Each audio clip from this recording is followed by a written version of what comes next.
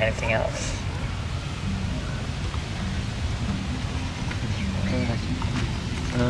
Do we pray to Lord Nrsimhadeva only for spiritual protection, since we've seen so many Good examples question. that physically devotees weren't protected? Thank you for that.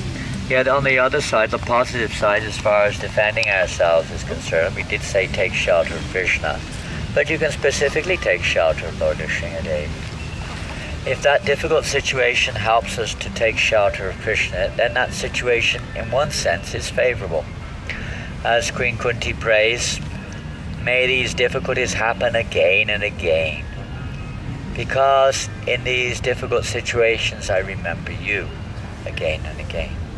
So it is recommended, though you don't have to, but many devotees I see, they take shelter of Lord Nrsimhadeva. He is the protector of the devotees. You can take shelter if you have to ask yourself, it's not an artificial thing. Nothing should be artificial. Personally, I've had an experience of taking shelter of Lord Nrsimhadeva in a few. You have to go. Yes. Hare Krishna. Take some prasadam before you go. Give them prasadam. Is there prasad? Yes. Please take a little prasad before you. Oh, you have something here. Where's my bag? I have some. Radhadesh. No, it's not. It's from Golokadam. Golokadam. Come. This is Golokadam is in Germany. Mahaprasad from Golokadam. Come. It's near Frankfurt somewhere. Come. Come take prasad. Hare Krishna. There'll be some for everyone later on. Yeah, I know you are. Yeah, early in your thought. There we are. There you bow. Thank you very much. Thank you. Hare Krishna. Thank you for coming. Wish you all the best. Please chant Hare Krishna. So yes, I see some devotees. I had experience one time. It was Lord Nrsimha's arrangement. I was really in a helpless position, completely helpless. I won't get into it. But funny enough, I sat there, and there was a picture of Lord Nrsimhadeva in front of me. Actual picture. It so happened I donated that picture to that person a year before, so it was sat there. And so then I naturally thought that was Lord Nrsimhadeva coming. So I took shelter of Lord Nrsimhadeva. In a dream, I remember also taking shelter of Lord Nrsimhadeva in a helpless situation one time. And it worked, if you want to call it that. But the main thing is, whatever it is not the protection that you get that's the real success. It's the taking shelter of Krishna that's the success. That's the success.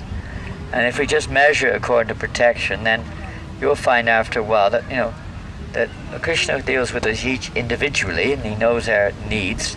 But sometimes it'll be, we have to come to the point of taking shelter of Krishna with no condition, unconditionally. Not asking anything. But in the beginning, yes. So if it naturally comes, you feel inspired. I tell you, I just chant Hare Krishna. I have no just any danger. Hare Krishna, Krishna Krishna, Hare Hare, Hare Rama, Rama Rama. And Lord Nrsimhadeva comes totally good. But I don't mechanically make that effort myself. Some may do. Prabhupada had us chant Namaste Narasingaya. I never could work that out, whether that really was for him or for us. I think it was more for us.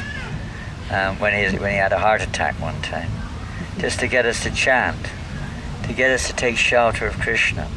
The pure devotee is always taking shelter of Krishna. Of course, we can say that the good wishes of other devotees is so important in getting the blessing or the protection of the Lord.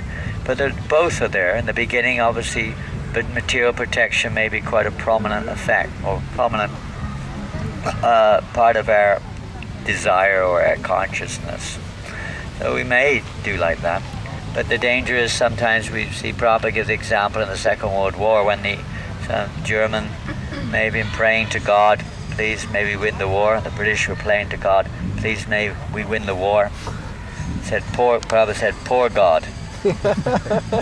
Poor God, what to do? What to do? And then they lose, and they're, just like tonight, I'm sure many Spanish people are in the church right now praying to God, may we win the match.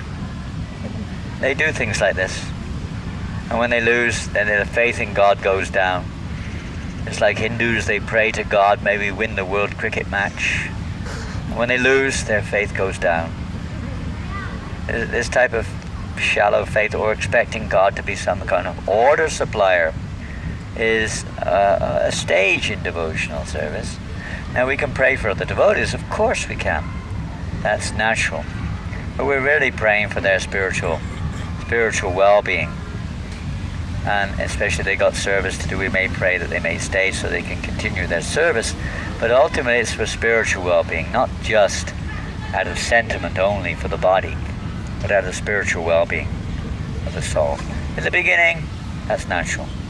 But the real protection is to protect us from Maya, and not just to protect us from the inevitable. Material nature, and we're going to die, we're going to get old, we're going to get diseased if we live that long. Anyway, you can't stop that. We may pray for it. But the real thing is not that. The real thing is to pray that we become unalloyed, pure devotees of Krishna.